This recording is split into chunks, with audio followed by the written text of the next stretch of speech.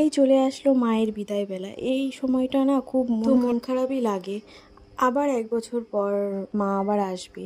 তো যাই হোক, দুর্গাপূজায় অনেকটা আনন্দ করেছিলাম। সব মেয়েরা মিলে পূজাটা করে, তাই জন্য আনন্দটা বেশি হয়েছিল। আর এই কালী পূজাটা হচ্ছে দাদারা মিলেই, তো সেইভাবে তো ওখানে কেউ যায় না, আর আমিও যাইনি এবার।